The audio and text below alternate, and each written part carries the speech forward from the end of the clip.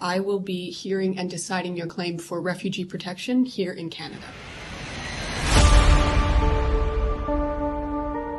እኔ ለራሴ ህይወት ስለሰጋው ብቻ አይደለም የምወዳት ሀገር ለቄ ሰደድኩት እናቴና እህቴ እኔንም ቢያጡ ሊሆኑ የሚችሉት ነገር እጅግ በጣም ስለሚያስጨንቀኝ ጀመረ አሁን ማይመልስም እንዴ በእናትሽ ምን ሆነ ማይመኒ ያው አዲስ አይደለ የኔ ቢዚ ሆነው በራስ ጉዳይ ሳይሆን አንድ ሰው ለመርዳት እየሞከረ ይሆናል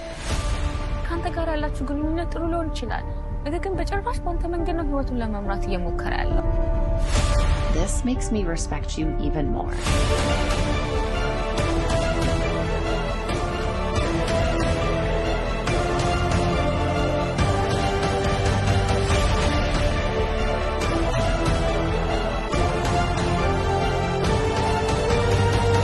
ይሄ ግን ቃል ነው ያንን ልሰብር በፍጹም አልችልም